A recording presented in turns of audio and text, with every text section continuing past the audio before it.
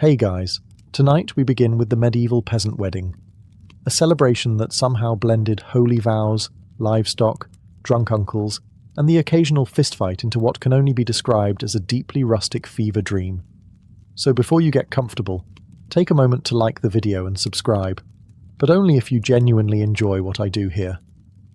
And let me know in the comments where you're tuning in from and what time it is for you. It's always fascinating to see who's joining us from around the world.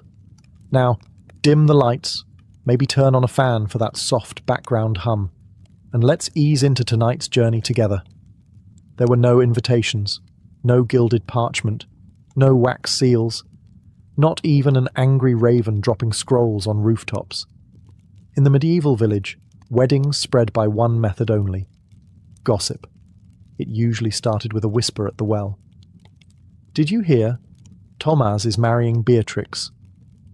A day later, it reached the baker, who told the miller, who told the midwife, who told literally everyone she passed, whether they cared or not. By nightfall, even the sheep knew someone was getting married. The priest, notably, was always the last to find out. There was no such thing as being uninvited.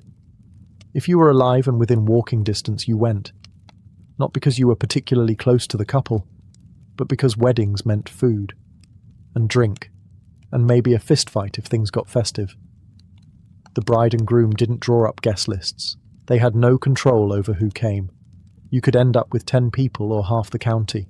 That's just how it worked. More people meant more gifts, which in peasant economics translated to possibly getting an extra chicken or sack of turnips. Valuable stuff if you're living on gruel. Of course, you had to plan for guests showing up, but you also had to plan for guests not showing up. Some might be dead, some might be drunk, some might just forget. One guy was still harvesting barley and didn't notice the entire wedding happened without him. Because let's be clear, time was flexible. Noon could mean anywhere between breakfast and sunset. There were no watches. Just the sun and people's vague ability to guess how far it had moved since they last looked up from milking a cow. The bride and groom weren't fussed about seating charts or name cards. You sat wherever your behind landed, log, stone, or haystack. And if the pig had already claimed your seat, well, too bad. The pig stays. In the medieval peasant world, formal wear was more of a suggestion than a standard. Fashion in this context wasn't about trends or elegance. It was about not being naked and maybe brushing the straw out of your hair. The bride did her best. She wore her nicest dress, which, to be fair, probably wasn't white. White fabric was impractical, expensive, and a magnet for every farm animal within a 2-mile radius. Instead, she wore brown, or grey, or off-grey, which had once been white before 3 harvests, and a sheep-related incident happened to it. She might weave a crown from wildflowers if it was spring, or ribbon from something vaguely decorative, like an old curtain or someone's spare belt. She didn't expect to look like a queen. She just hoped to look like someone who hadn't been digging onions all morning. The groom, meanwhile, tried to look respectable. He might wash his tunic. He might comb his hair, assuming he still had some. If he had shoes, they went on. If not, barefoot it was. Calloused feet were considered rustic, not rude. And if he smelled vaguely like pig, well, so did everyone. Hygiene was relative. Soap existed, but not the kind you'd want near your eyes. Bathing was done seasonally, or when it rained. So most guests didn't arrive sparkling clean. They arrived recognizably human. That was enough. Accessories were rare but meaningful. A belt with an extra pouch. Stylish. A hat with feathers? Bold. A tooth still in place? Luxury. No one owned jewellery unless it was stolen or passed down from a great-grandmother who had once kissed a merchant. Children arrived smeared in mud, proudly displaying whatever insect or twig they'd found on the way. Old men wore the same wool cloak they wore every day. Old women, wrapped in layers, cast judgmental glances at everyone, muttering, "When I got married," under their breath. But no one cared if your hem was frayed or your sleeves didn't match. This wasn't a fashion show. This was a rare break from labour, a communal moment of joy. And if you arrived with both your boots and your teeth, you were practically nobility. The wedding venue was wherever there was space and fewer than 5 pigs. Ideally, it was the churchyard. Not in the church, that was reserved for noble weddings and high-maintenance saints. Peasants made do with what they had, which often meant exchanging vows next to a grave, under a tree, or beside a chicken coop that doubled as a bandstand. Grass was a luxury. Most of the time, the ground was either dry and cracked, or soggy and full of surprise holes. If it had rained recently, and it usually had, the entire ceremony took place on a patch of churned-up mud, generously seasoned with manure. Guests arrived wearing their wedding boots, which were just their regular boots but with a resigned expression. There were no chairs, no bunting, no altar made from reclaimed oak. People stood, or squatted, or leaned against fences that creaked ominously. Sometimes someone brought a bench, and the elders claimed it immediately like royalty, without a throne. Everyone else just tried not to fall into a ditch. The decorations? Nature. Mostly weeds. If someone hung a few flowers or ribbons around a fence post, it was considered Martha Stewart-level ambition. The rest of the setting was filled in by animals, dogs sniffing everything, chickens absolutely underfoot, and the occasional confused goat photobombing the betrothal. And then there were the smells. Pigs in the next field. Sheep nearby. The faint but persistent scent of cabbage stew simmering in someone's pot. Combined with sweat and ale breath, it was less a wedding ambiance and more a medieval cologne sampler. But still, people showed up. Because setting didn't matter. This was a rare break from the grind of survival. The wedding could be held in a puddle surrounded by compost, and it would still be better than weeding barley all day. By the time the bride and groom stood before the priest, most of the guests were already itchy, sunburned, or 3 cups of ale into the celebration. Which was fine, because the ceremony itself wasn't exactly a Shakespearean affair. It was short. It was awkward. And if the priest had somewhere to be afterward, it was even shorter. For medieval peasants, marriage wasn't about flowers, rings, or tearful vows. It was mostly about contractual clarity. The church, by the 12th century, had begun to insist on a priest's involvement, but truth be told, many couples considered themselves married the moment they declared their consent in front of witnesses. I take you as mine, and you take me as yours. That was the gist. Romantic, in a highly practical, tax-liable way. Some ceremonies included a blessing and a few Latin mutterings. Most didn't involve kissing, not because of modesty, but because no one was eager to put their mouth on someone else's mouth after 6 days without soap. The priest might cross himself, say a prayer, and then rush off to his next task, like helping dig a grave or yelling at a goose. The church had range. There were no rings unless someone found a bent copper trinket or inherited a questionable family heirloom. Some couples exchanged small tokens, cloth, a knife, or a coin, to seal the deal. Others just shook hands and hoped no one backed out before sundown. Consent was the key. Both parties had to agree, out loud, and in front of others. If the bride said nothing and looked like she might bolt, the priest technically had to delay things. But often, a stern glance from a parent or a reminder of dowries already exchanged moved things along. Fast. And that was it. No organ music. No flower petals. No long speeches. Just 2 peasants, standing in a muddy yard, saying yes to a future of shared labour, screaming children, and, if they were lucky, 1 good blanket. But despite the simplicity, the weight was real. In that moment, surrounded by friends, livestock and curiosity-driven toddlers, they were bound. Not by lace or incense, but by words. And in the medieval world, words had power, especially when followed by ale. Now, when peasants said, "feast," what they meant was, "we have more than one kind of food today and nobody has to steal it." The post-wedding meal wasn't catered, there was no menu, there were no servers. There was, however, a communal pot that had been boiling for hours and contained roughly half the village's hopes and all of its root vegetables. The centerpiece of the meal was usually a stew, bubbling in a cauldron the size of a small cart. Into it went cabbage, leeks, onions, barley, turnips, maybe some dried peas, and, if you were really lucky, a bit of meat. A chicken, if someone had been feeling generous or reckless. Otherwise, flavour was left in the hands of salt or fate. Guests didn't sit at tables.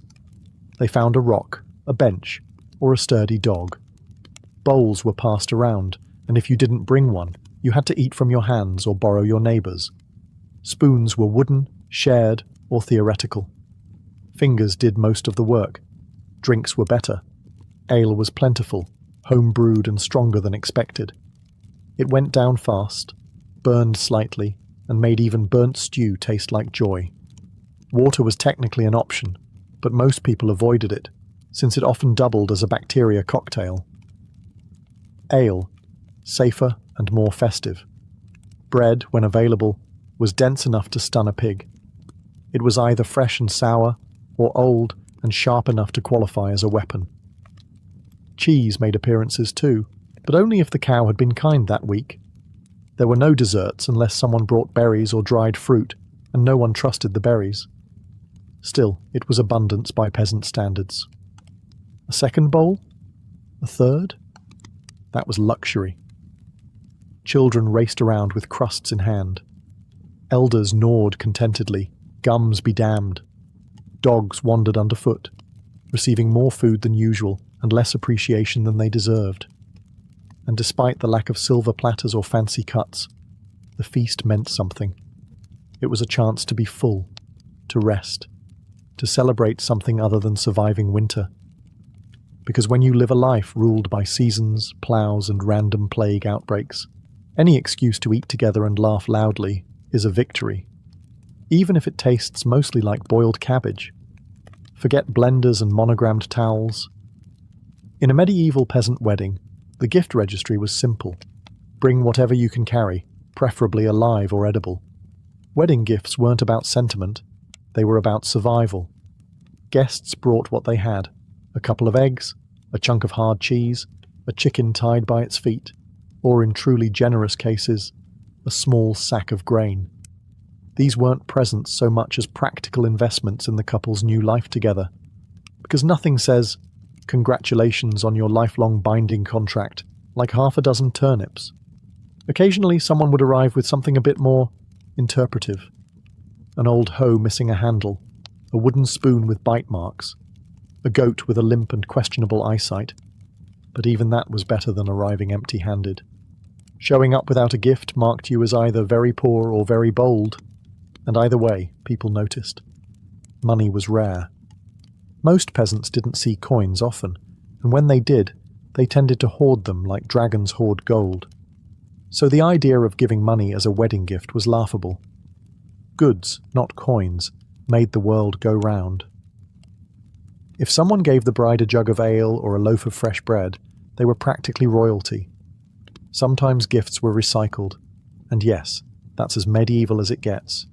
A goose given at your wedding might reappear at your cousin's wedding a year later, slightly older and angrier. There were whispers of one clay jug making the rounds for over a decade. No one remembered where it came from. No one dared keep it. But the gifts weren't just for the couple. They also played a role in community optics. Giving something useful proved you were invested in the household's success. It signaled goodwill, participation, and maybe a hope that when it was your turn to marry, someone would return the favour with a particularly plump chicken. And despite the randomness and re-gifting, there was warmth in it. These weren't luxurious things, but they were what people could spare. In a world where most had little, giving anything at all was an act of generosity, even if it squawked the whole way there. Every medieval village had its own cast of characters, and they all showed up at weddings, uninvited and impossible to miss. Think of it as a social reunion mixed with reality TV, minus the cameras and with more goats. First, there was the village loudmouth, usually an older woman who knew everyone's business and had no filter. She'd start with, "Bless the happy couple," and finish with, "Though we all remember what happened last harvest behind the bakehouse." She wasn't trying to stir the pot. She was the pot. Then came the local wise woman, part healer, part witch, full-time source of rumours. She would bless the couple with a mysterious herb no one could identify and mutter something like, "May your cows always give milk, unless they don't." People nodded solemnly.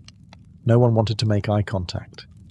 You'd also spot the retired soldier who hadn't fought a battle in 30 years, but still wore part of his dented helmet and told the same story about a skirmish near France that probably didn't happen. He'd shout, "To the bride and groom!"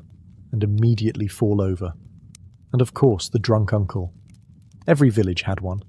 Red-nosed, overly affectionate, and prone to yelling, "Love is war," while trying to dance with someone's grandmother. He'd gift a bent spoon or a suspiciously light jug of ale. Still, it was tradition. But beyond the personalities, the real engine of the wedding was gossip.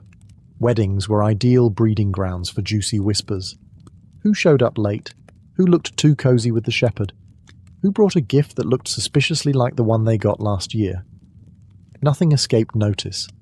If the bride's dress had a stain, someone had an entire theory. If the groom looked pale, someone declared he'd been hexed. The talk started during the ceremony and would ripple out for weeks, woven into bread lines, passed between milk buckets, and baked into the village's collective memory. And honestly, people lived for it. Life was hard. Gossip was free. If you've ever been to a wedding where no one hired a babysitter, now imagine that, but with more mud, fewer teeth, and absolutely zero supervision. That's a medieval peasant wedding. Children were everywhere. Not politely sitting, not carefully nibbling bread. No. They were tearing through the gathering like feral squirrels on a sugar high, fueled by stolen crusts and pure chaos. And no one stopped them. Not because adults didn't care, but because they were busy, eating, drinking, avoiding eye contact with their in-laws. In the absence of structured play or toys, kids got creative. They raced sticks down puddles, threw mud balls at chickens, dared each other to touch the priest's donkey. They used turnips as projectiles and haystacks as crash mats. At least one child always ended up in the stew pot, not in it, thankfully, but close enough to raise questions. Toddlers toddled directly into the ceremony. Babies were strapped to hips or simply plopped onto the ground like satchels. A child would cry every 5 minutes, either because they tripped, were bitten by another child, or had their only snack stolen by a passing dog. No one panicked. This was normal. The bride and groom often ignored the madness. Occasionally, the bride would grab a toddler by the collar mid-vow and hand them off to someone with, "Here, yours now." The child, unfazed, would simply scurry off like a tiny medieval gremlin. Sometimes there was a group of older kids, self-declared supervisors, who lorded over the little ones with all the compassion of tiny landlords. "No, you can't sit there." "Yes, we're allowed to take your bread." Lord of the Flies meets dirt and bad hygiene. In truth, weddings were some of the only times children were allowed, even encouraged, to be completely wild. It was understood. Let them burn off steam, while the adults did the same. If they didn't come back covered in scratches, bruises, and someone else's breadcrumbs, were they even at a wedding? By the end of the day, most children were passed out in hay piles, sticky and exhausted. A few had acquired minor injuries, but no one was surprised either. In the grand tradition of medieval peasant weddings, music was less organized performance, and more whatever sound someone could coax out of an object. If you were lucky, a local with a fiddle showed up. If you were very lucky, he knew more than one tune. The most common musician was that one guy, every village had one, who claimed he could play something. A flute, a pipe, a badly tuned lute with 3 strings and 1 dream. Sometimes the instrument was improvised. A pot lid and a stick, 2 jugs, or just enthusiastic whistling through missing teeth. If no one brought an instrument? Well, congratulations. You now had a choir of ale-soaked uncles belting the one wedding song they all kind of remembered. The lyrics were vague, slightly inappropriate, and repeated until someone passed out or forgot the words, whichever came first. Drums, when present, were anything that made noise when hit. Buckets, barrels. One time, a well-fed goose in a sack. Rhythmic stomping was also a favourite, particularly useful since it doubled as dancing and scared away rats. The repertoire? Narrow. Most songs fell into one of three categories. Love songs, where someone definitely dies at the end.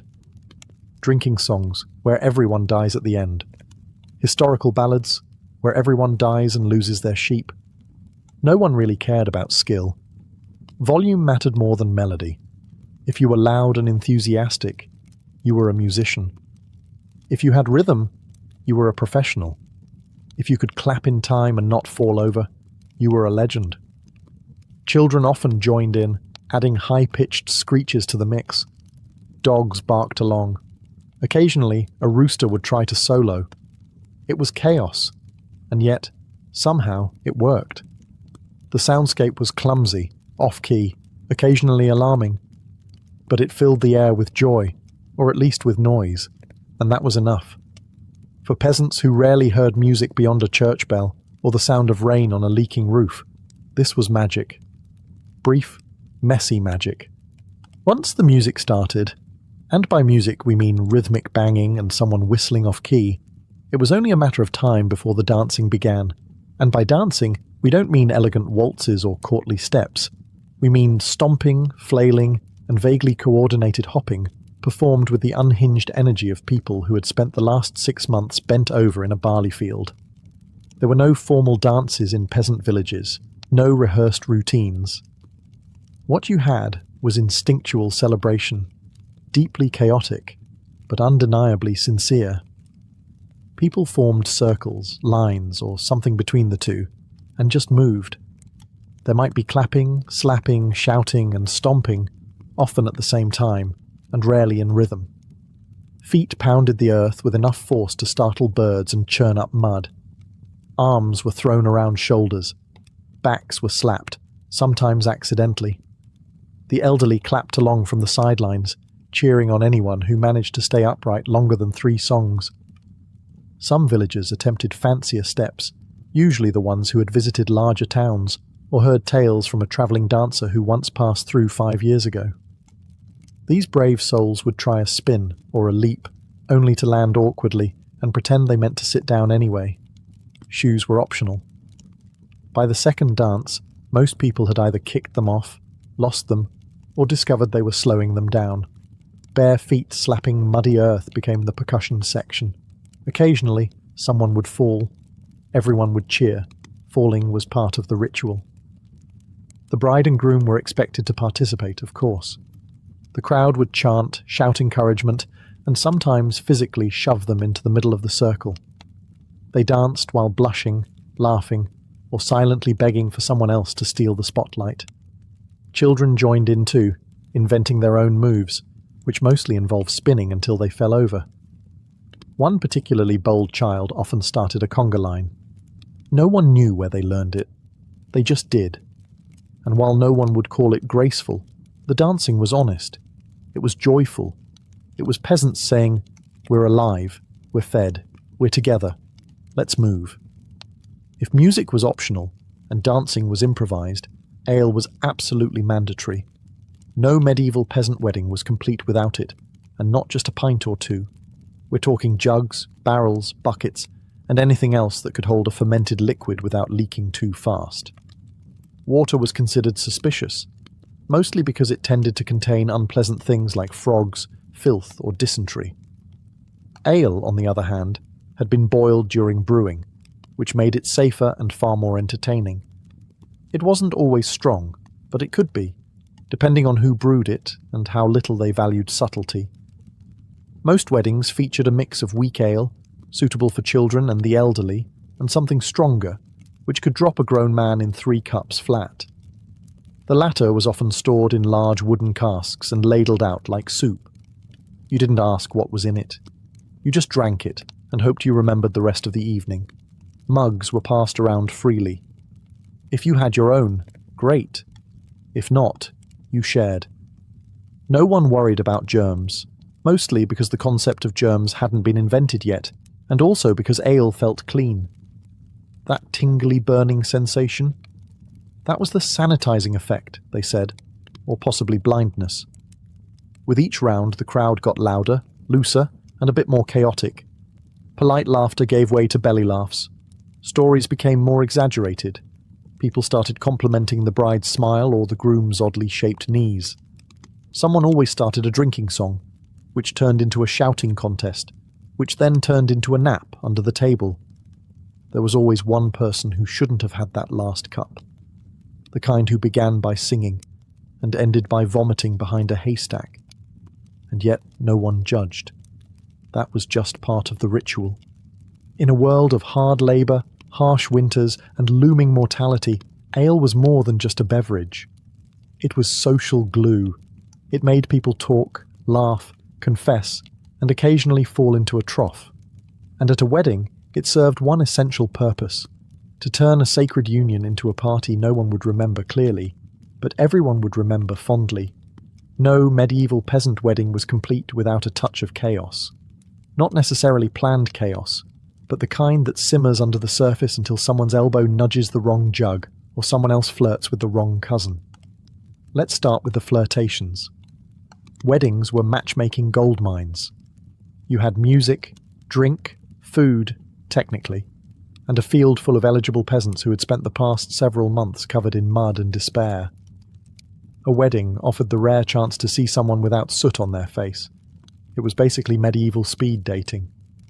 Glances were exchanged. Flowers were awkwardly offered.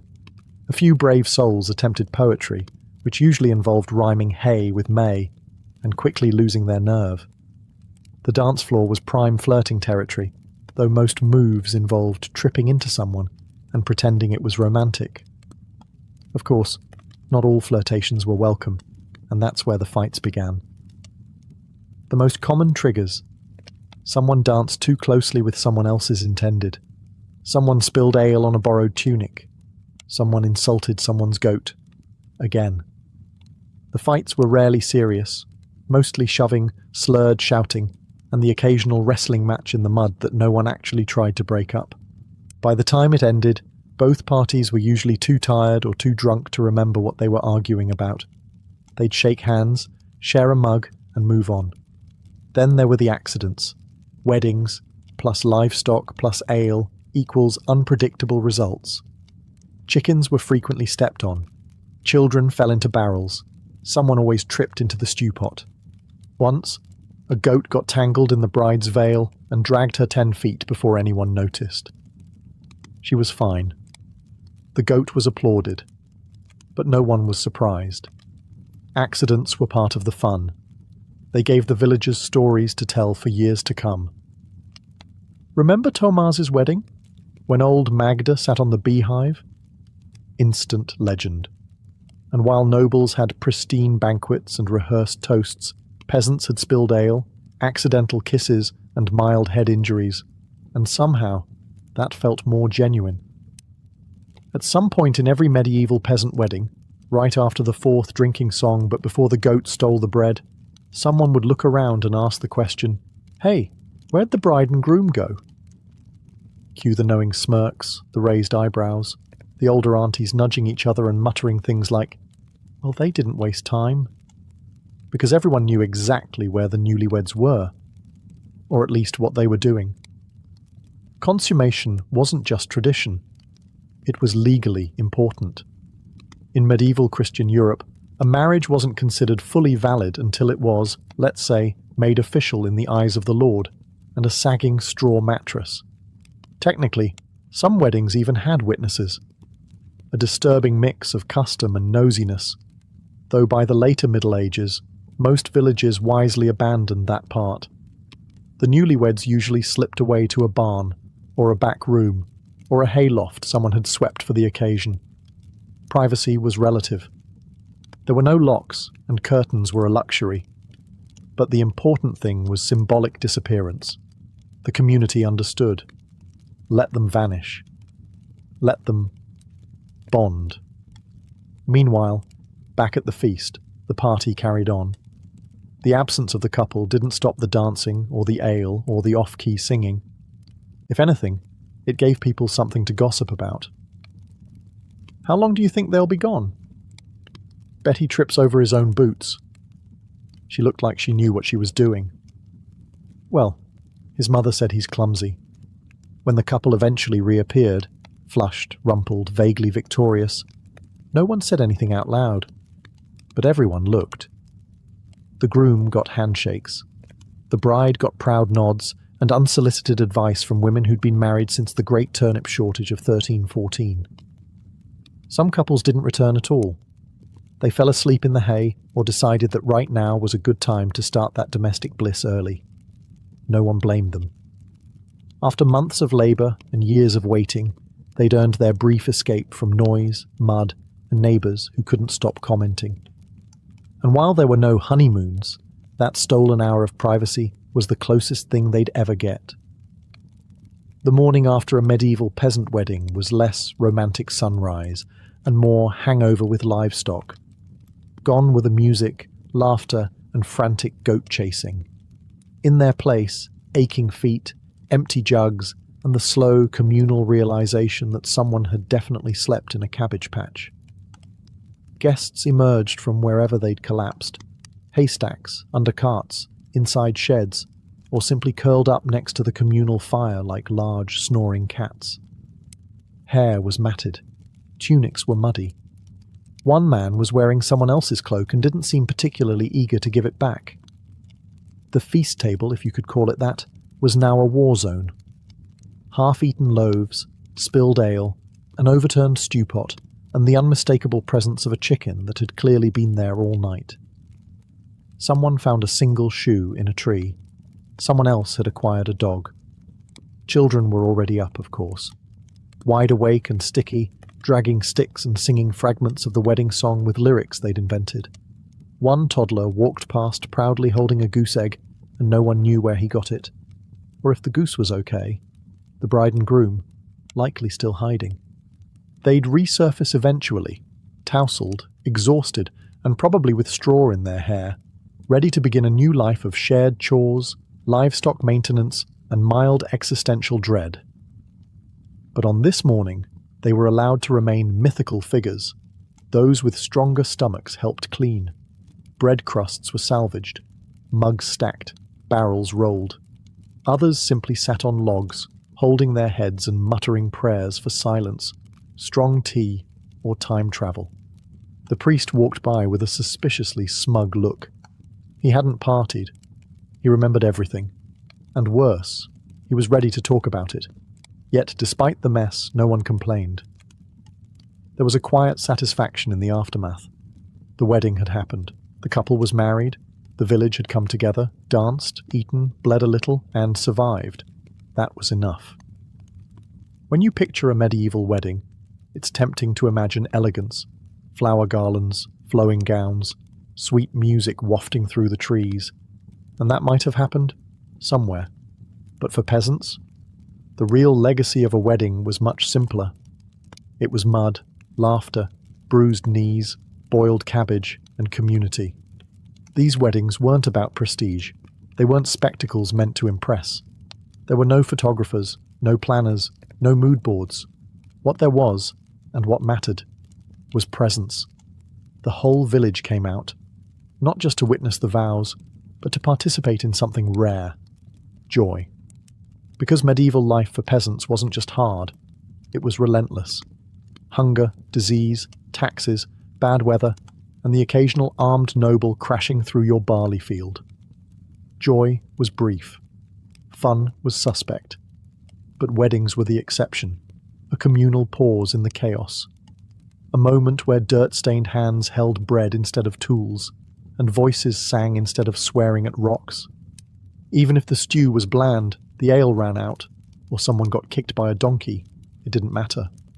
What mattered was that the village gathered to say, "These two people now face the world together.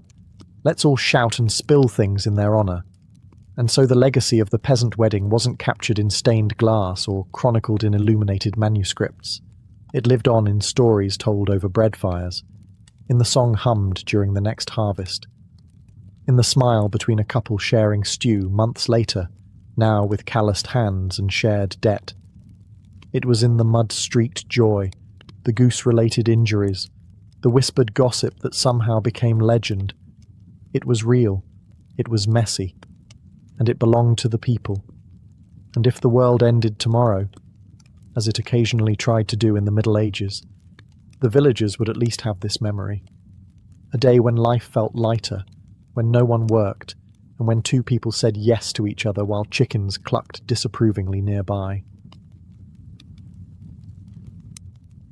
Before the wine was poured or the lyre was plucked, there were rules. Lots of them. Despite the chaos and laughter later in the night, the Greek symposium was not some mindless frat party. It was ritualized, exclusive, and, strangely, sacred. You didn't just show up and start drinking. No, that would have been barbaric. First, you had to be invited. The host, known as the symposiarch, carefully curated the guest list. This was an all-male affair, freeborn men only. Slaves? They served. Women? Only courtesans or hetairai were allowed inside. Wives stayed home. The evening began with a meal, the deipnon, where everyone would eat reclining on couches, heads propped up on cushions like relaxed philosophers. This wasn't the symposium proper. This was the warm-up. No alcohol yet. That came after.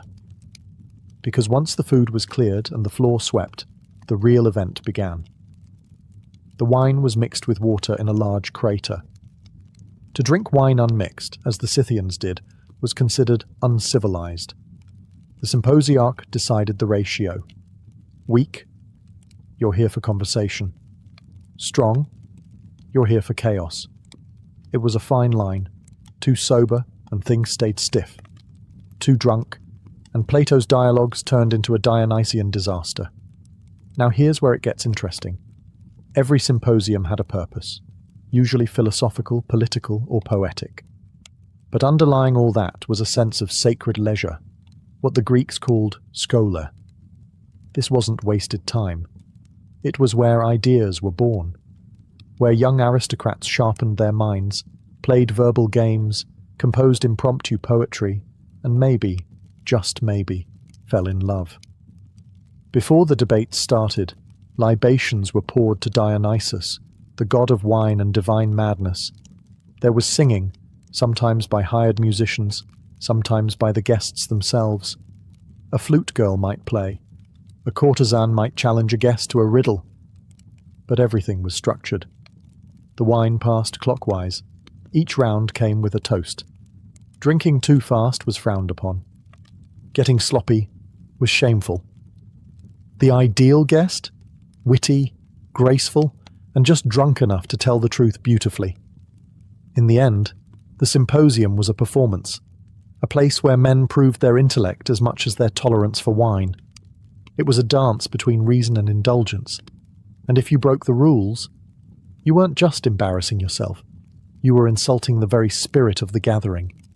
The physical setting of a symposium was no accident. It was a stage for both mind and body to perform. The event typically took place in a specially designed room in the Greek household called the andron, reserved solely for men. It was a square space lined with couches, or clenae, each wide enough for a man to recline on his side while propped up on one elbow. The centre was left open, perfect for servants to pour wine, dancers to perform, or for the occasional impromptu game involving tossing wine lees at a target. Yes, they had drinking games too. Light came from flickering oil lamps, and the air was thick with the scent of burning incense, roasted meats, and the occasional perfume worn by courtesans. It was intimate, sensual, and designed to lower inhibitions without erasing the intellect.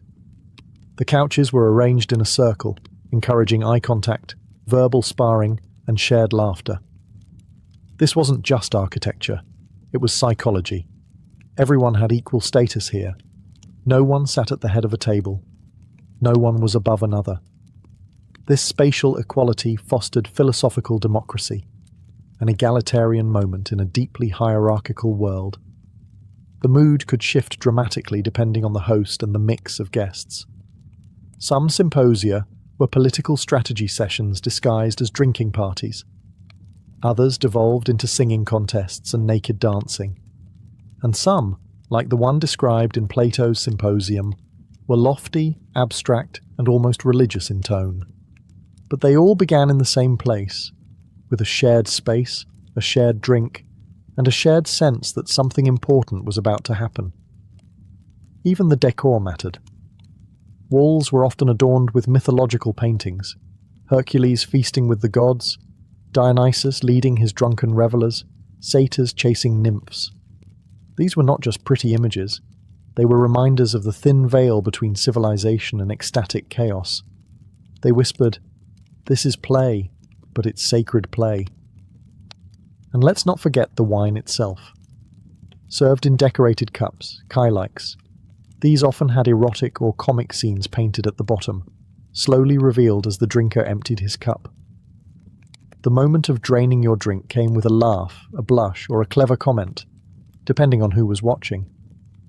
At the heart of many symposia was a dynamic that still baffles and fascinates modern minds, the paiderastia relationship between an older man, the Erastes, and a younger male beloved, the Eromenos. This wasn't just tolerated, it was idealized. The older man was the teacher, the lover, the sponsor of intellect and refinement. The younger man, usually a teenage boy of aristocratic birth, was the student and the object of admiration. And the symposium was their theatre. This bond wasn't purely carnal, at least not in theory. It was supposed to be about virtue, discipline, and the passing down of knowledge and moral character. But that didn't stop the air in the symposium from becoming charged with erotic tension. The older men would use clever wordplay and recited poetry to woo the beautiful youths reclining beside them. Compliments were expected. Groping was frowned upon. The key was restraint. It proved control, dignity, and the seriousness of one's intent. The beloved, meanwhile, was expected to resist, at least publicly. His virtue lay in how well he could deflect advances with grace and wit. A boy who gave in too easily lost social value. A boy who refused everyone forever risked seeming cold or arrogant. The ideal Eromenos kept everyone guessing. He blushed, he deflected, he teased, and above all, he listened. He was expected to absorb not just affection, but wisdom. Now, not every guest engaged in these dynamics. Married men were supposed to behave, but let's be honest, many didn't. Courtesans and heterae were allowed to offer physical pleasure, but the boys were meant to offer something higher. Inspiration. They were the muses of the male elite. Their youth reminded older men of fleeting beauty, of time's cruel advance, of why philosophy mattered in the first place. Plato famously used a symposium to explore the nature of love itself, eros as a ladder, beginning with physical attraction and rising toward divine contemplation. But that lofty climb began, quite literally, on a couch beside a beautiful boy. The intimacy of the setting made it possible to speak of the soul without embarrassment, to admit longing without shame. Wine was not just a beverage at the symposium, it was the fuel, the compass, and the test. But the Greeks didn't drink the way we do today. To them, consuming wine unmixed with water was considered the mark of a savage. The ideal Greek drinker diluted his wine with at least 3 parts water. Why? Because wine was not meant to overwhelm, it was meant to loosen the tongue without dulling the mind. The central crater, a large mixing vessel, sat in the middle of the room like an altar. The symposiarch, often elected for the evening, decided the wine-to-water ratio. He wielded great power. A strong mix meant a wild night. A weak one signalled a night of poetry and discourse. It was a delicate balance. Too sober, and the evening dragged. Too drunk, and you might vomit on your neighbour's sandals and earn eternal shame.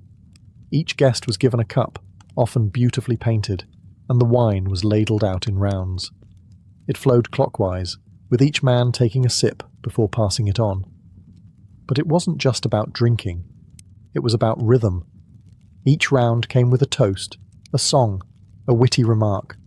Wine invited vulnerability, creativity, and occasionally, madness. The Greeks believed Dionysus, god of wine, could inspire both divine insight and complete insanity, depending on how much you poured. And pour they did, but not without purpose. There was an art to pacing oneself. A truly respectable guest could drink several rounds, trade clever jabs, recite Homer, and still sit upright. Losing control? That was for barbarians. In fact, the symposium was partly a training ground, to show that a real man could enjoy pleasure and still govern himself. Self-control, even in intoxication, was a virtue. That said, not all guests adhered to the ideal. The drunk who danced naked, knocked over the lyre player, or mistook the serving boy for a satyr became the subject of ridicule for years. Stories of symposium disasters were passed around like cautionary tales. But on the flip side, the slightly tipsy philosopher who spoke beautifully on the nature of justice or love might be remembered for eternity. Not every moment at a symposium was philosophical pondering. When the wine flowed and minds loosened, the Greeks turned to games and music, deliberate, structured amusements that revealed a man's spirit, cleverness, and social finesse. A symposium wasn't just a place for intellectual showmanship, it was a playground for performance. One of the most popular games was Kota Boss, a bizarre and surprisingly elegant pastime.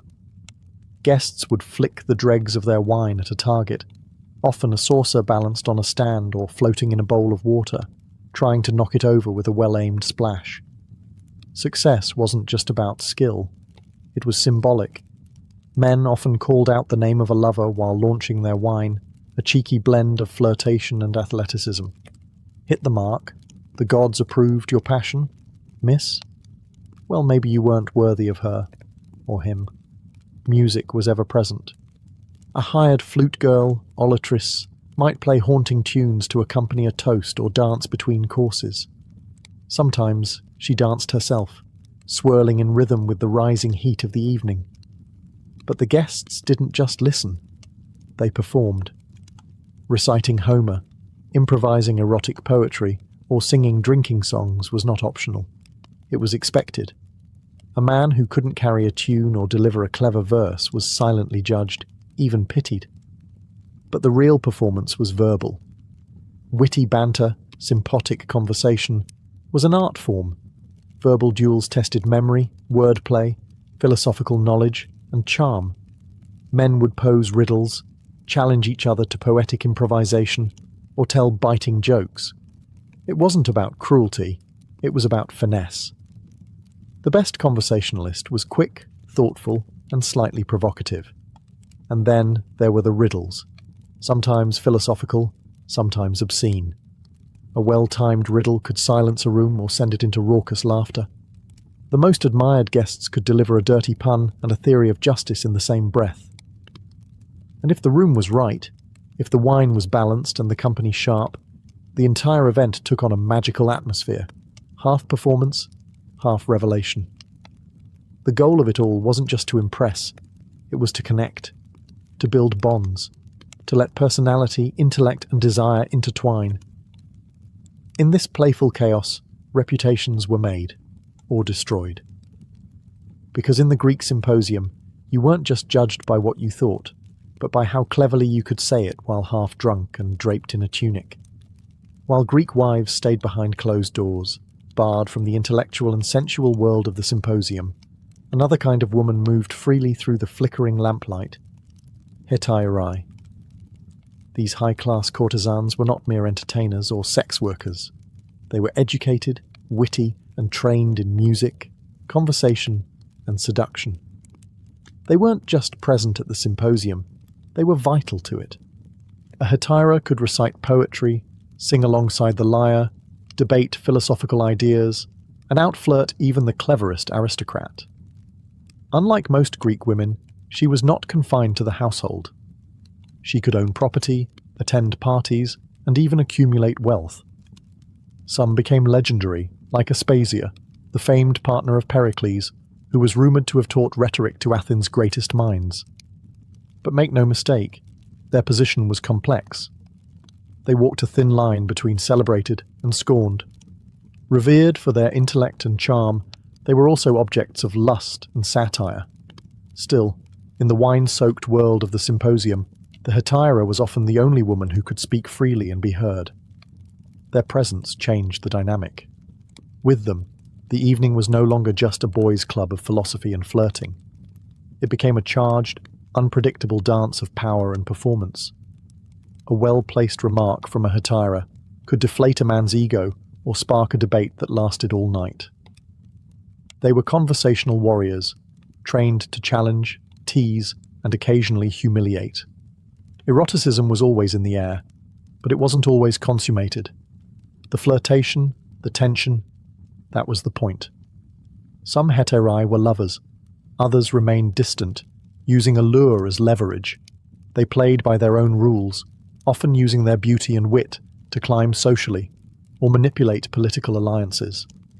For many men, these women represented a fantasy: female companionship without domestic duty, sensuality without obedience, intellect without inhibition. They were free in a way that Greek wives could never be, and that made them both intoxicating and dangerous. In a room designed for male pleasure, the heterae were a reminder that true control was never fully in male hands. They could ruin a joke, redirect a debate, or inspire a poem that would be remembered for generations. In a culture obsessed with power and performance, they were masters of both. While the symposium had its fair share of games, flirtation, and poetic excess, its greatest legacy may be intellectual. Beneath the laughter and rising intoxication, something remarkable happened. Serious thought took root. These were not mere drinking parties. They were laboratories of the mind. Somewhere between the third cup of wine and the last riddle, the guests often launched into debates that would shape Western philosophy forever. The most famous example, of course, is Plato's Symposium, a fictionalized account of a real gathering where Socrates, Alcibiades, Aristophanes, and others explored the nature of love. But this wasn't an isolated event. Across Greece, especially in Athens, symposiums were known as places where ideas collided. Public issues, metaphysics, morality, and human desire were all on the menu.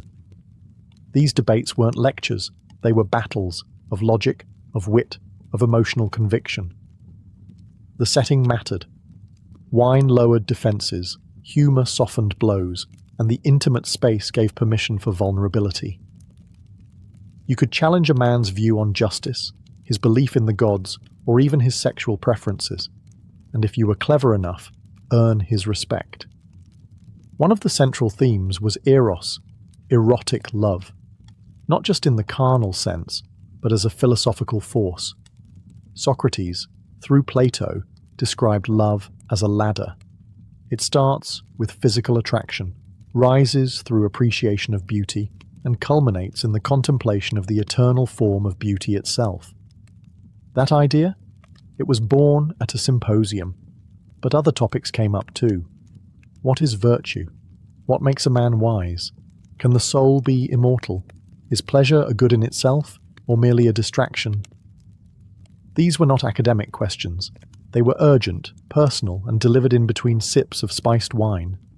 It's no coincidence that many of the great thinkers of Greece, Socrates, Plato, Xenophon, frequented symposia. These events were incubators of thought. They offered a rare combination: leisure, intellect, sensuality, and challenge. And unlike public forums, the symposium allowed for nuance. You could speak freely, revise your opinions mid-sentence, or offer an idea half-formed and see where it went.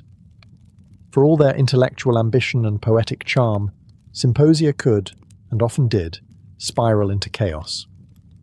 While philosophers dreamed of truth and beauty, reality had a habit of barging in, wine-soaked and staggering. The symposium's tightrope walk between order and indulgence didn't always end well, and when it failed spectacularly. Take Alcibiades, for example, the handsome, brilliant, and deeply scandalous Athenian statesman. He famously crashed the symposium in Plato's dialogue, already drunk, crowned with ivy like Dionysus himself. Instead of offering a sober reflection on love, he gave a wildly personal and sexually charged speech about Socrates. It was funny, emotional, and borderline inappropriate. The line between admiration and desire blurred, and what was meant to be a noble evening turned into an unfiltered outpouring of drunken obsession. But Alcibiades' antics weren't just awkward, they were prophetic. He would go on to betray Athens, flee to Sparta, switch sides again, and die in exile.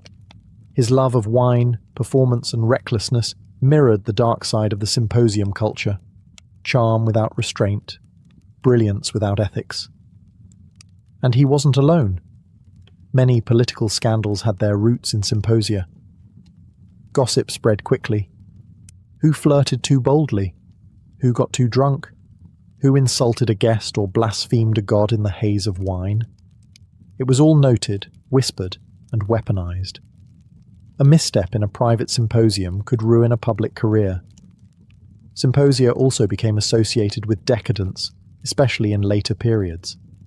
As Athens declined and Rome rose, the original balance of intellect and indulgence tilted dangerously toward pure hedonism. Wine was no longer watered down. Guests competed in gluttony instead of poetry. The flute girls outnumbered the philosophers. And what was once sacred play became cynical performance. Even the Spartans, famously austere, mocked Athenian symposia as soft, effeminate, and corrupt. To them, the very idea of reclining on couches, debating love while sipping diluted wine, seemed like a recipe for moral decay. And in some ways, it was. Yet the Greeks were aware of the risks. That's why moderation was so prized. A man who could keep his dignity while drunk, charm without seducing, and argue without humiliating was the true hero of the symposium. Long after the last crater was emptied and the last lyre note faded, the Greek symposium left behind something far more enduring than a hangover. A legacy of intellectual culture that still shapes how we think, talk, and connect today. What began as a structured drinking party became one of history's most unlikely engines of philosophy, art, and social development. The symposium offered a radical idea, especially for its time, that leisure wasn't merely idleness. It was sacred space. Schola, the Greek word for leisure, is the root of our word school. That's no accident. The symposium turned leisure into a crucible for learning. It proved that wisdom didn't have to come from temples or classrooms alone. It could emerge amid wine, laughter, flirtation, and flame-lit debate. Plato's Symposium is the most famous relic of this world, and its impact is hard to overstate. It gave us not just a model of structured philosophical dialogue, but enduring concepts like Platonic love, the ladder of Eros, and the idea that beauty and truth are intimately connected. The format of that work, men reclining, drinking, and riffing on a shared theme, would become the prototype for everything from university seminars to late-night salons.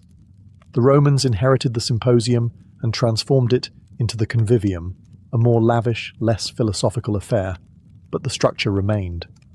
Medieval and Renaissance thinkers reawakened the spirit of the symposium in their own salons, circles, and societies. And even today, we carry echoes of it.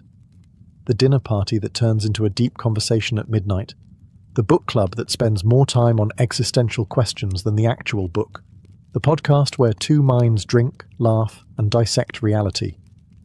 Even the symposium's flaws have left their mark. The gender exclusivity, the hierarchies of beauty and age, the danger of excess, all remain relevant as cautionary tales in how communities are built and broken.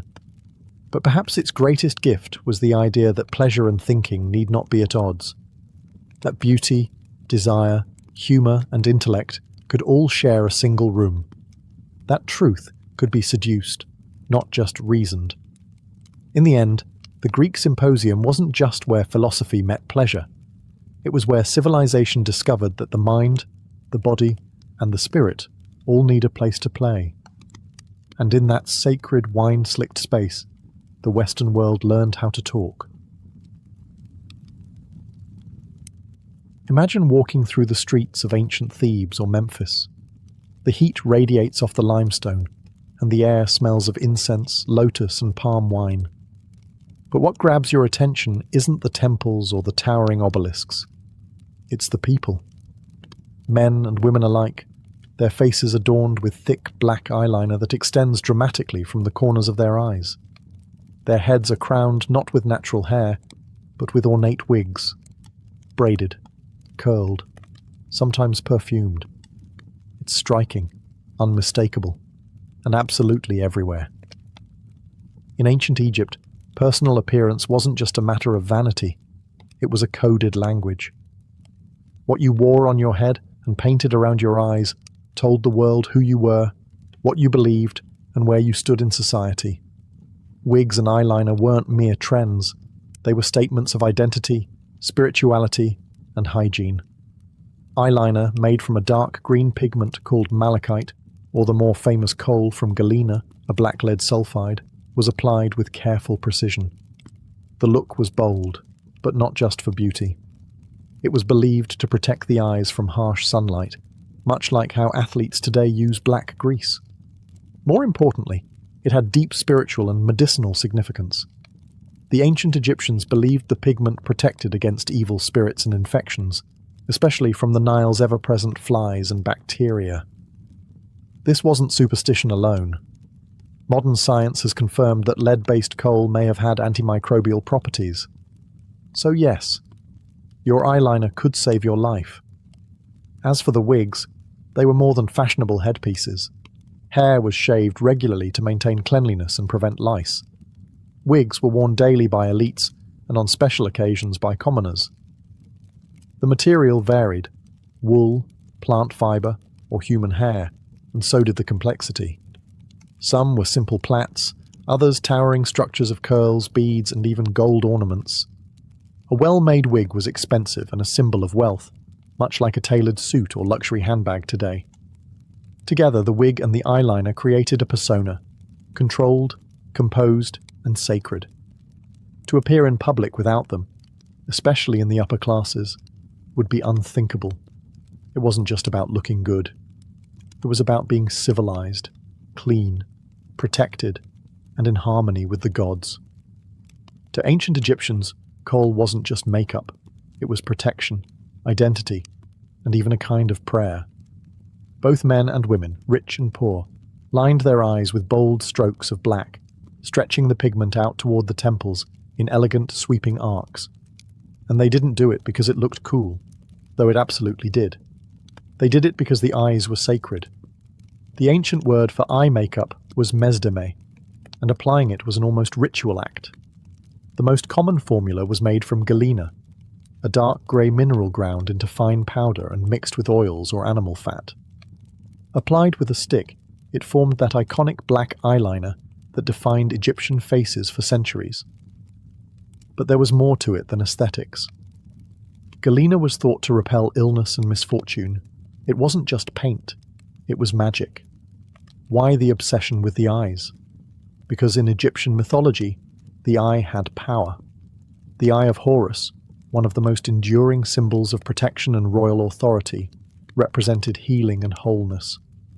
To line one's eyes with kohl was to invoke this protective symbol, to spiritually and physically shield oneself from harm, and protection was no small matter in the ancient world. The Nile, while the giver of life, also brought disease and pests, flies, dust, bacteria. These were everyday concerns. Kohl may have acted as an early form of sunscreen and an antimicrobial barrier. Archaeologists even found that the lead salts in kohl stimulated nitric oxide production in the skin, which helps the immune system. So, in a very real sense, it healed while it decorated. But the use of kohl wasn't the same for everyone. The wealthy had access to finely milled galena and decorative applicators made from ivory or polished wood. Poorer citizens might use simpler versions or crushed charcoal. But the impulse to adorn and protect the eyes transcended class. Even labourers could be found with lined eyes, their own form of everyday sacredness.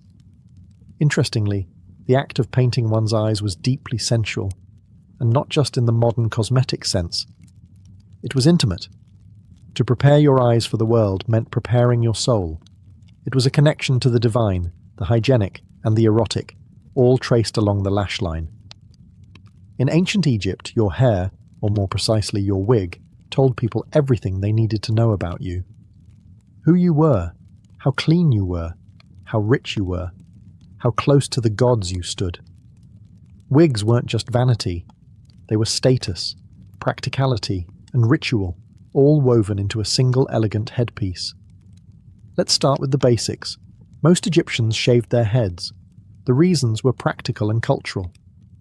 In the sweltering Egyptian climate, real hair was hot, sweaty, and a magnet for lice. Shaving it off was cleaner, cooler, and far more comfortable. But walking around bald didn't exactly scream elegant. So, enter the wig.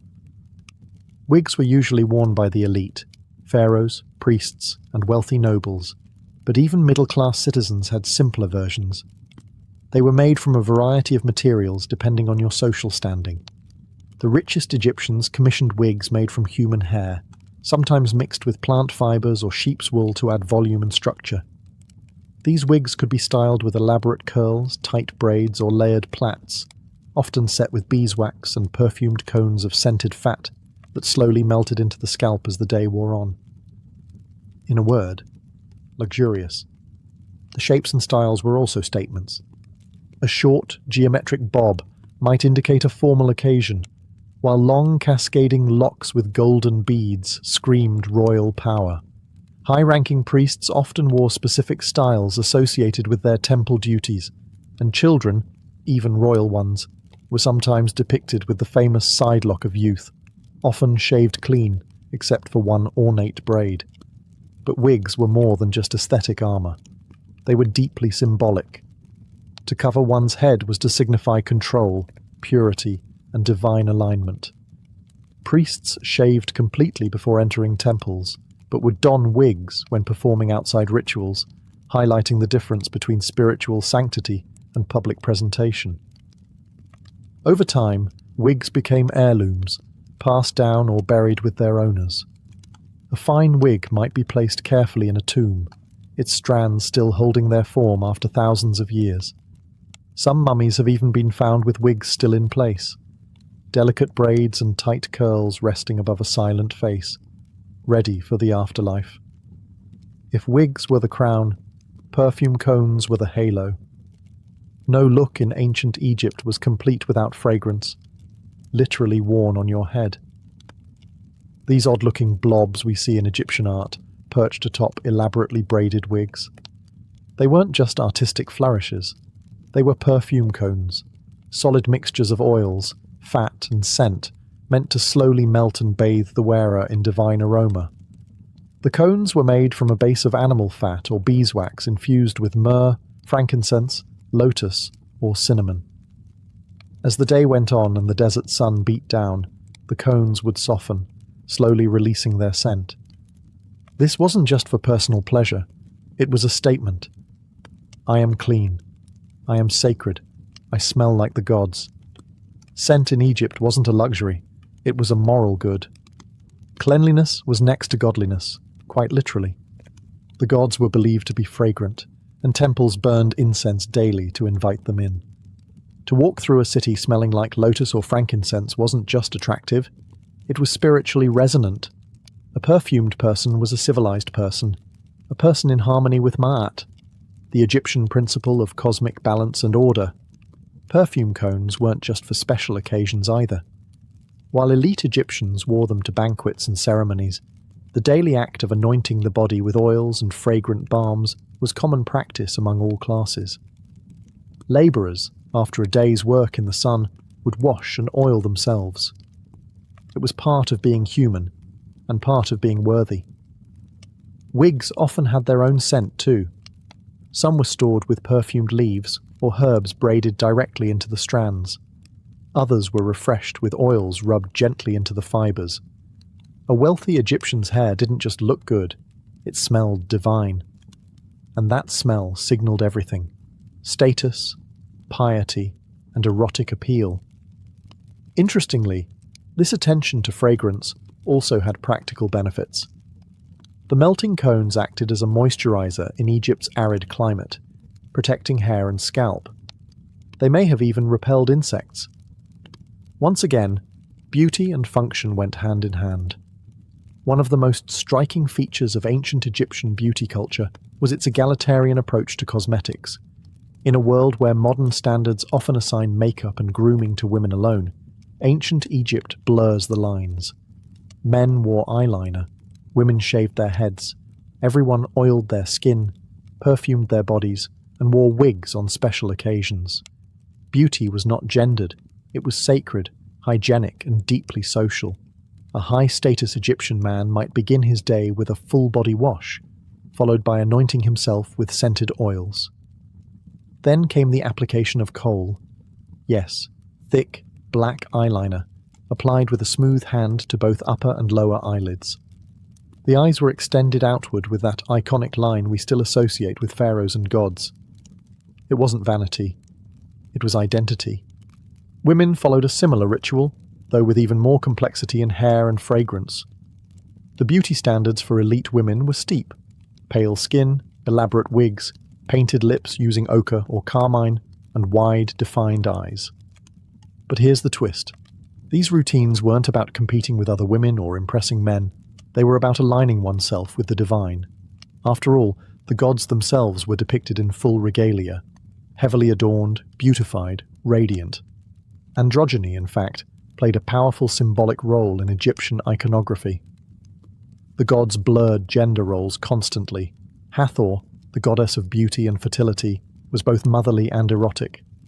Osiris, ruler of the underworld, was depicted with green skin, a fake beard, and makeup, hardly hypermasculine.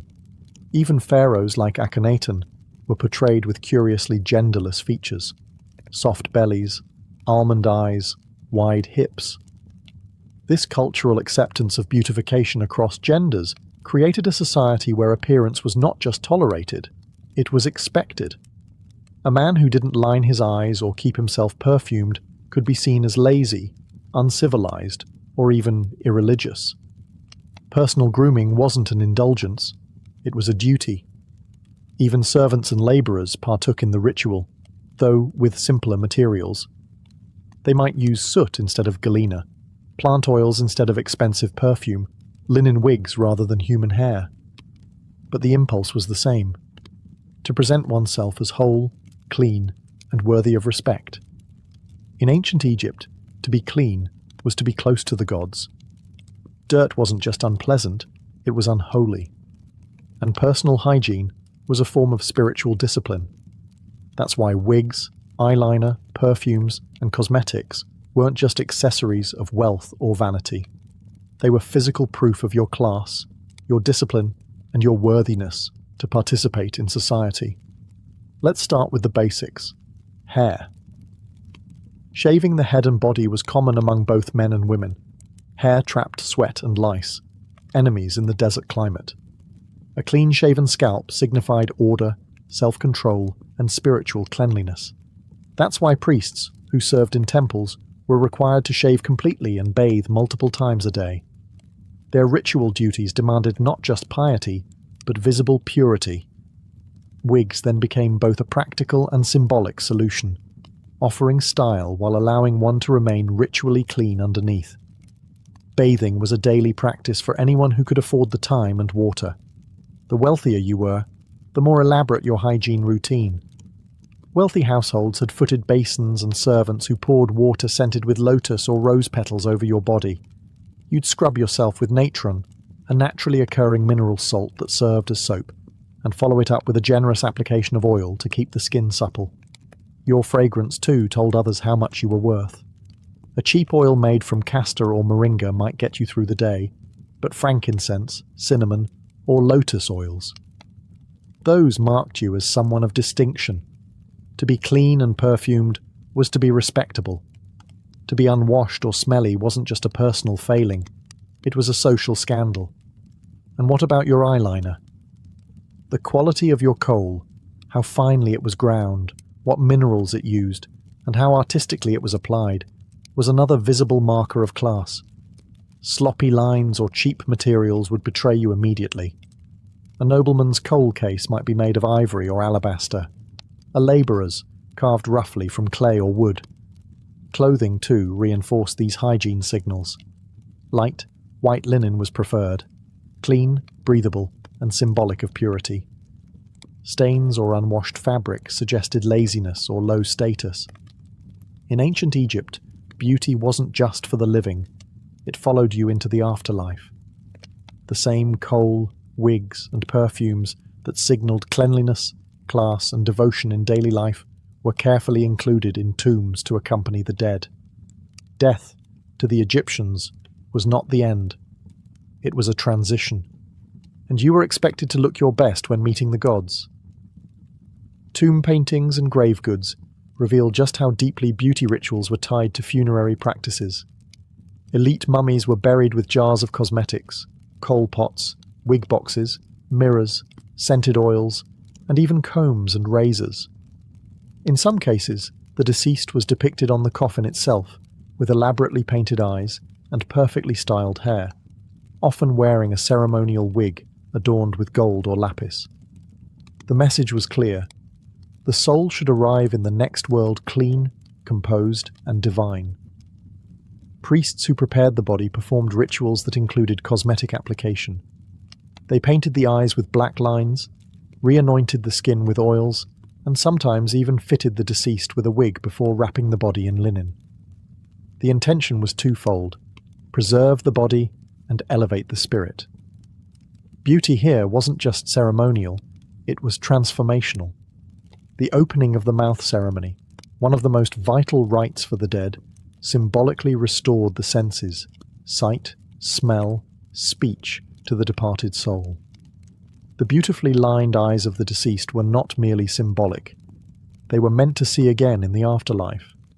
The perfume cones and sacred oils helped the spirit smell the sweet air of paradise, and the polished mirrors ensured the dead could admire their own perfected form for eternity. Even gods of death and protection were depicted as beautiful. Anubis, the jackal-headed embalmer, appears with black-lined eyes and sleek, idealized features. Isis and Nephthys, protectors of the dead, were always shown with perfect hair and divine cosmetics, models for both the living and the dying. For Egyptians, to be well-groomed in death was to show respect to the gods and signal readiness for rebirth. To decay, to stink, to appear unkempt. These weren't just physical failings, they were spiritual ones. Beneath the elegance of ancient Egyptian beauty, rituals lay a world of practical tools, well-crafted, ritualized, and surprisingly sophisticated. If you were an elite Egyptian preparing for a banquet, temple service, or your own burial, you didn't just slap on coal with your finger or run a comb through your hair blindly. You had a personal beauty kit, often as finely made and symbolically charged as any religious artifact. Let's start with mirrors. Made from polished copper or bronze, these handheld discs gleamed enough to reflect the face clearly, at least for those who could afford them. These mirrors often had ornate handles carved from wood, ivory, or faience, and shaped like gods, lotus stems, or protective deities. Gazing into one was not just about vanity, it was a reminder of order, symmetry, and divine harmony. Kohl applicators were another essential. These were not flimsy brushes but thin rods, sometimes carved from bone, ivory, or metal, designed to dip into stone or ceramic pots filled with powdered galena or malachite. The act of lining one's eyes with these tools was often meditative, precise, and done with great care. Some of these applicators were so treasured they were buried with their owners. Wig combs were flat, wide, and made from carved wood or ivory, designed to gently untangle the intricate braids and curls of elaborate wigs. Wealthier individuals had full grooming kits that included razors for shaving, tweezers for plucking stray hairs, and even scent jars designed to hold various fragrant balms. Some high-ranking women even had servants whose sole job was maintaining wigs and mixing personalized perfume blends. Cosmetic palettes, slabs of stone used to grind and mix pigments, were part of nearly every household. Even children's tombs sometimes contained small palettes, indicating how early beauty rituals began. The famous Nama palette, one of Egypt's earliest archaeological finds, shows cosmetic tools already present at the dawn of Egyptian civilization, blending politics, ritual, and aesthetics into one stone. These tools weren't hidden in drawers. They were proudly displayed, often decorated with animal motifs or inscribed with protective spells. They served as reminders that beauty wasn't separate from life. It was central to it. You weren't just painting your face. You were participating in a sacred art form, using tools blessed by centuries of tradition. Thousands of years have passed since the last pharaoh applied his kohl, or a noblewoman placed a perfumed cone atop her wig. Yet the visual language of ancient Egyptian beauty continues to ripple through history, echoing in everything from high fashion to modern makeup tutorials. What began as sacred ritual and social necessity along the banks of the Nile now lives on in catwalks, cosmetics, and cultural imagination. Start with eyeliner, the bold extended line from the corner of the eye, that unmistakable cat eye, straight out of Egypt. Cleopatra didn't invent the look, but she certainly perfected it. And her image, widely circulated in art and cinema, turned Egyptian eye makeup into a global symbol of allure, mystery, and power. Today's eyeliner trends, whether high fashion or everyday glam, still chase that same elongated, dramatic form born in the temples of Hathor and the tombs of queens. Wigs, too, have made their rounds. Ancient Egyptians treated them not as mere fashion, but as expressions of hygiene, status, and control. Today, they represent transformation, identity, and even empowerment, worn proudly by celebrities, cancer survivors, and cultural performers alike. In many ways, the modern wig still carries the same message. I choose how I present myself to the world, and let's not forget skincare. The Egyptians were early masters of moisturizing, exfoliating, and perfuming the body. They used oils, salts, and clays not just for function, but as expressions of spirituality and discipline. Today's multi-step skincare routines, their DNA can be traced straight back to the anointing jars of Thebes. Even in pop culture, ancient Egyptian beauty refuses to die. Films, music videos, fashion shows, and cosmetics branding continually mine the visual power of Nefertiti's cheekbones or Tutankhamun's dramatic mask. These weren't just royalty, they were icons. Their beauty standards, once grounded in sacred belief, have become shorthand for elegance and mystery. But what endures most is the idea that beauty is never just about looking good. For the Egyptians, it was health, holiness, identity, and social structure, all painted in black coal and sculpted in curled wigs. And in a world that still wrestles with image, self-expression, and ritual, their message remains timeless. Beauty is power. Beauty is protection. Beauty is purpose. And from the temples of Karnak to the vanities of today, that truth still lines our eyes.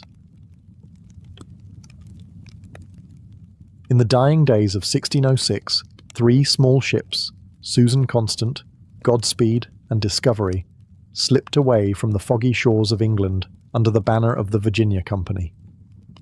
A private joint stock enterprise, the Virginia Company wasn't launching this voyage for charity or for the Crown's glory.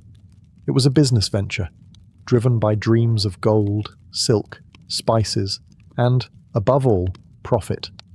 What they got instead was mud, disease, starvation, and a tiny, fragile outpost that would become the seed of British America. The men aboard these ships were a curious blend. There were seasoned sailors and labourers, but also many gentlemen, men with swords and titles, but no farming experience. Most had no idea how to build a colony. Few had ever done hard manual labour in their lives. Their expectations were wildly out of step with the reality waiting on the other side of the Atlantic. After more than 4 months at sea, including a stop in the Canary Islands and a storm-battered journey through the Caribbean, the expedition finally arrived in what would later be called Virginia. On May 14, 1607, the settlers selected a swampy, uninhabited peninsula along the James River to build their settlement. They named it Jamestown, in honour of King James III. From a defensive standpoint, the site seemed ideal. It was far inland enough to avoid detection by the Spanish Navy, and surrounded by water on 3 sides, offering protection from possible native attacks. But the location came with a cost. Brackish, undrinkable water, rampant mosquitoes, and poor soil. It was, in almost every practical sense, a death trap. Still, they unloaded their supplies and began constructing a wooden fort. The settlers had little idea what awaited them. Harsh summers, freezing winters, and a thin supply line stretched across the ocean. Within weeks, illness began to spread. The water made them sick. Food was scarce. Leadership was weak, arguments constant. And yet, in that miserable, mosquito-infested patch of land, they laid the first stones of what would eventually grow into an empire. The gamble was massive. The risk was astronomical. But the dream of empire, wealth and glory drove them forward, blind to the disaster that was already beginning to unfold. Jamestown had been founded. But survival? That was a whole other matter.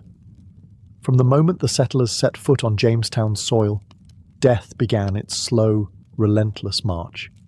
The land was lush with promise, but the reality turned cruel. The water was brackish, too salty to drink safely and too polluted to support life. Crops failed to grow in the sandy, marshy soil, and the men, mostly unused to hard labor, were not prepared to farm, fish, or hunt effectively. Within weeks, dysentery, typhoid, and malaria began to spread. Food supplies ran low almost immediately. Their original stockpiles, brought across the Atlantic, were never meant to last through an entire year. The settlers had counted on regular resupply ships and perhaps some quick local harvesting. Neither materialized. Most of the colonists were gentlemen or craftsmen, not farmers.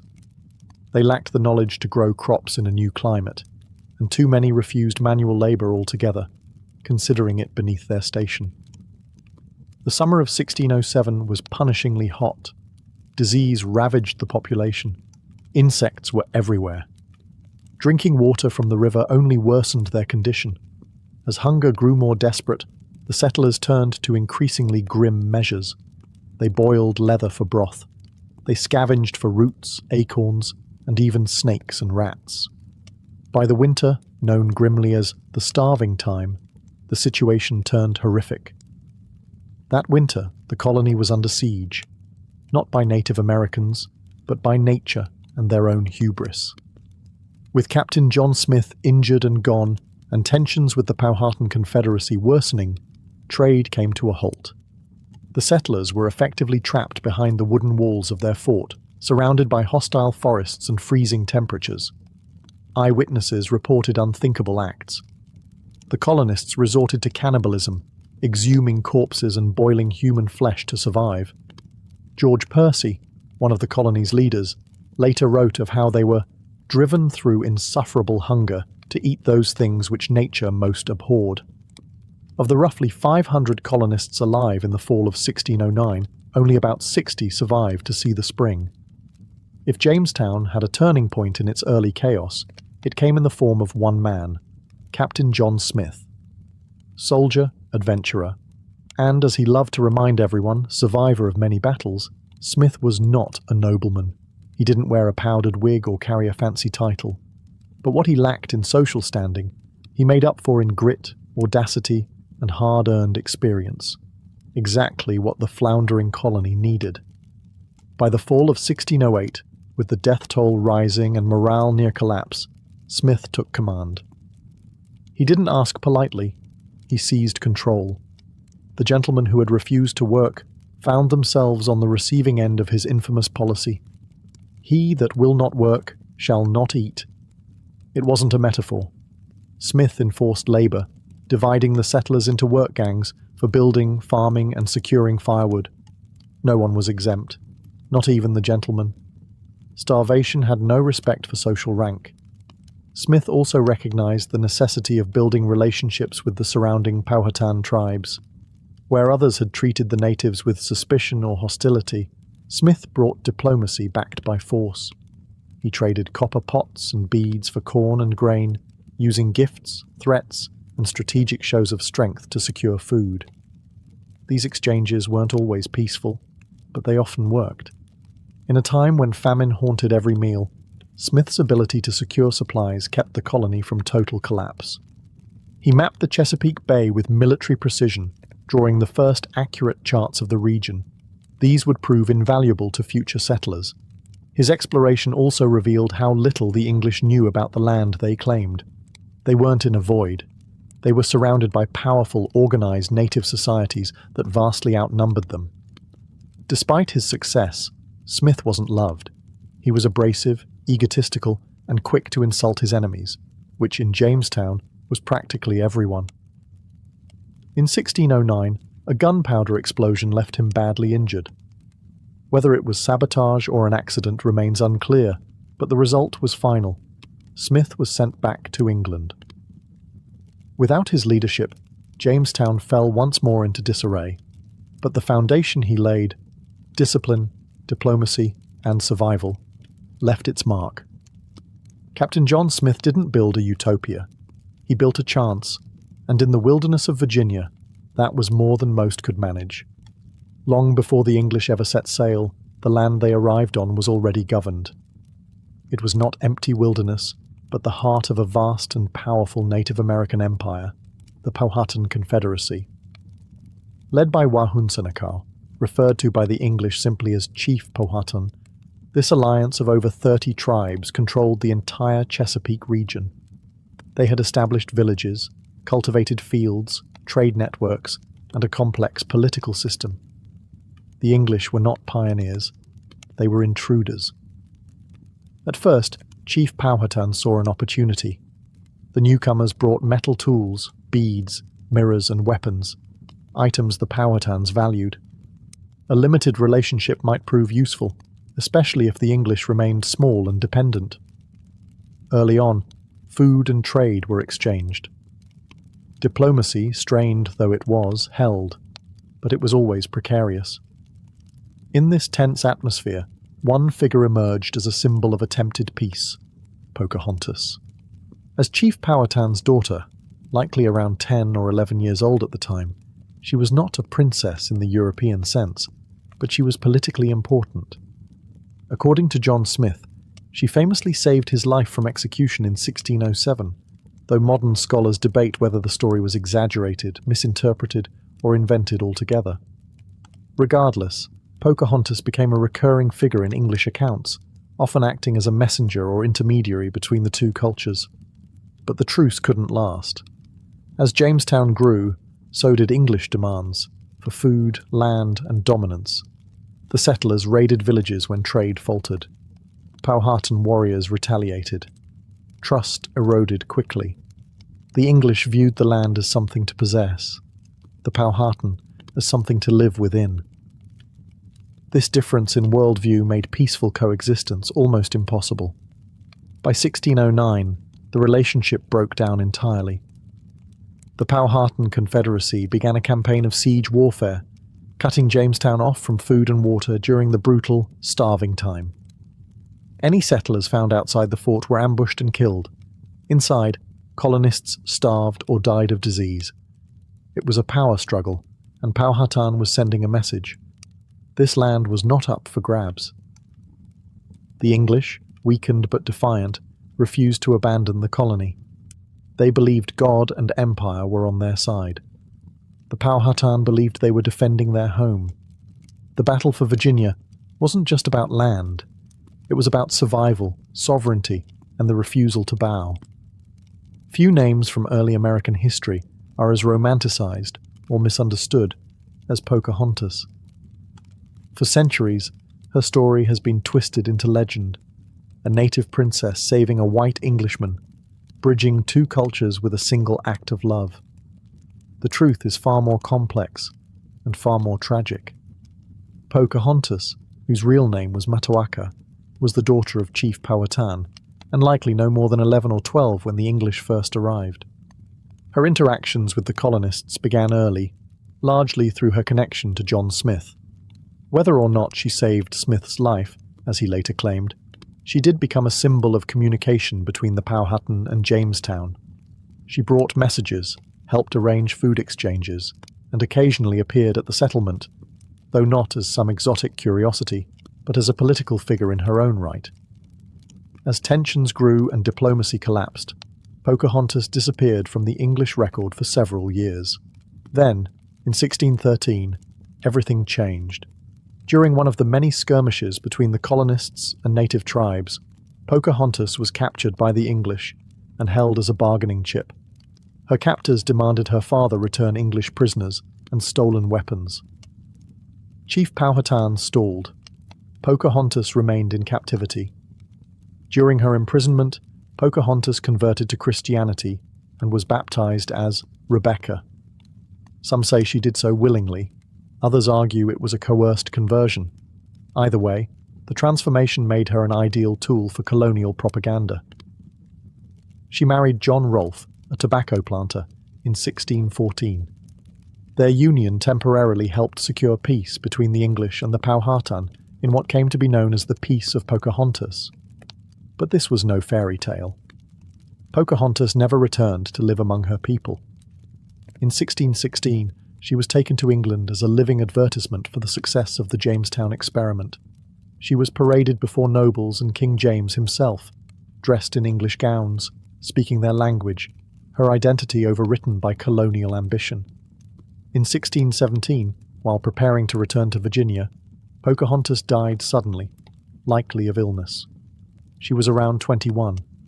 Her death ended any illusion that harmony between the English and Powhatan could be sustained. Pocahontas lived between two worlds, never fully belonging to either.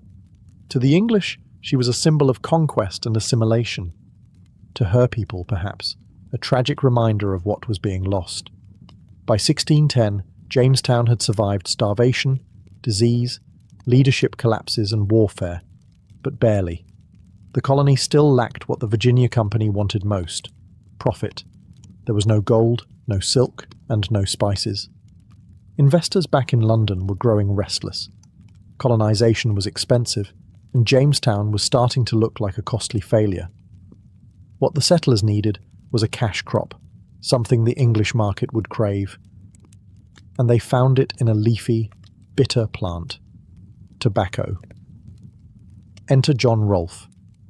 A young widower and ambitious planter, Rolfe brought with him a strain of tobacco seeds from the Caribbean, specifically Nicotiana tabacum. Unlike the harsher native variety used by the Powhatan, this imported tobacco was smoother, milder, and far more addictive. English consumers couldn't get enough of it. By 1612, Rolfe had successfully cultivated his first crop. Within just a few years, tobacco transformed Jamestown from a starving outpost into a booming economic enterprise. The plant thrived in the warm, humid Virginia climate. Tobacco fields began to sprawl outward from the fortified town, turning once hostile land into agricultural gold. The English had found their reason to stay. But tobacco came with a price. The crop drained soil nutrients quickly, requiring ever more land to maintain yields. That meant encroaching on native territory, further inflaming tensions with the Powhatan. The push for profits clashed directly with indigenous survival. Labour was another issue. Tobacco was incredibly labour-intensive. At first, the English relied on indentured servants, poor Europeans who worked for several years in exchange for passage to the New World. But even this wasn't enough. Within a few decades, Jamestown would begin importing enslaved Africans to meet the demand, laying the groundwork for a brutal system of slavery that would shape American history for centuries. Still, tobacco gave the colony life. Exports soared. New settlers arrived. Land grants expanded. Jamestown was no longer just an imperial experiment. It was a functioning, profitable settlement. It wasn't the future the Virginia Company originally envisioned. They had dreamed of finding gold mines and building cities. What they got was a muddy patch of land and fields full of tobacco. But it worked. And for England, that was enough. Tobacco didn't just save Jamestown. It bound the future of the American colonies to the soil, to labour, and to a deadly kind of success. In August of 1619, a ship anchored near Point Comfort, not far from Jamestown. Aboard were around 20 African men and women, captured by Portuguese traders, seized by English privateers, and now sold to the English colonists. Their arrival marked a moment both understated and monumental, the first recorded instance of Africans being brought to English North America. The ship, the White Lion, had captured its human cargo from a Portuguese slave ship en route to the Spanish colonies. Once in Virginia, the Africans were exchanged for food and supplies. Official records described them as 20 and odd Negroes, and their exact legal status remains debated by historians. Were they slaves in the full sense? Or were they treated like indentured servants, expected to earn freedom over time? The truth is complex and ominous. Early records show that some Africans, like Anthony and Isabella, did gain freedom and even owned property. But as tobacco profits grew and labor needs increased, the lines between indentured servitude and racial slavery began to harden. What began ambiguously would, within a few decades, evolve into a rigid system of race-based chattel slavery. At first, these Africans joined a colony already dependent on forced labor. The fields of tobacco needed more hands than the English could provide. Indentured European laborers were dying of disease or fleeing into the frontier. The colonial economy was hungry, and African labor, perceived as more durable and less costly in the long term, offered a solution. The 1619 arrival is often considered a foundational moment in American history, not just for Jamestown, but for the nation that would emerge centuries later. It marked the beginning of a racial caste system that would shape laws, economies, and identities for generations. Yet at the time, it likely passed without fanfare. There were no speeches, no records of outrage, no sense of historical turning point. Just another transaction in a colony built on survival and profit. But the legacy was profound. Those first Africans, stripped of homeland, family, and freedom, laid roots in Virginia soil. From their suffering and resilience would grow a long, painful chapter of American history. Jamestown wasn't just the birthplace of English America. It was the beginning of something darker too, the American system of racial slavery. By 1619, Jamestown was no longer just a ragged outpost clinging to life. It was an economic engine fueled by tobacco and powered by labor, both indentured and enslaved. Yet, profit alone couldn't bind a people together when the Virginia Company's distant managers in London ignored colonial needs. The settlers demanded a voice. What they got would shape representative government in English America. In July 1619, Governor George Yeardley convened the first General Assembly at Jamestown's church, calling together 22 elected burgesses from various settlements along the James River. It was an unprecedented experiment, colonists choosing their own legislators to enact laws, levy taxes, and address local concerns. Over 3 days, these burgesses passed ordinances on land distribution, trade with native tribes, and even penalties for drunkenness. A bitter irony in the colony where wine and tobacco flowed freely. This representative body wasn't perfect.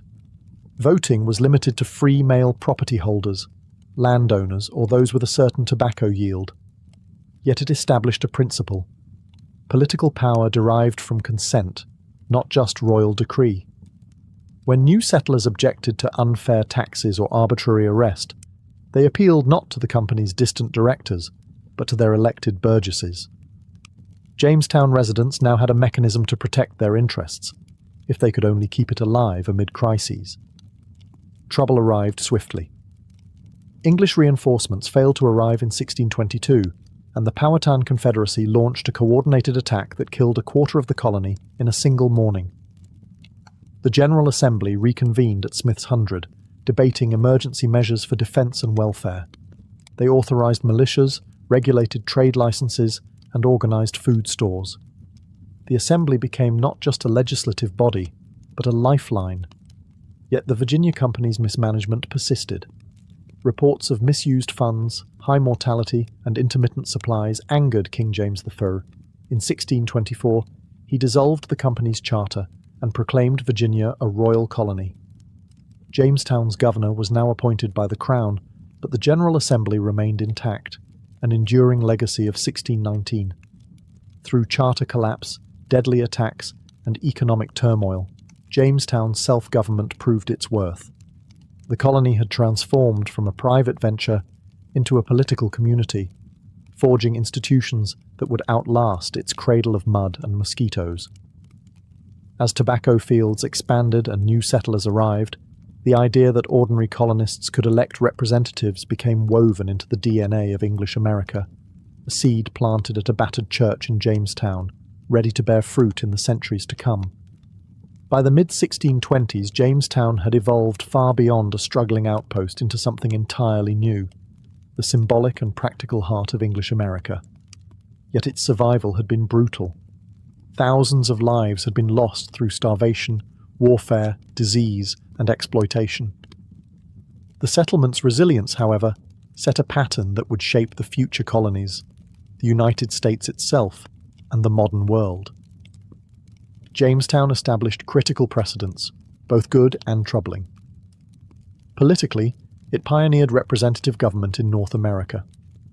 The General Assembly, founded in 1619, gave settlers a direct voice in local laws and taxation, laying the groundwork for American democracy. It showed colonists they could govern themselves, not perfectly, but independently.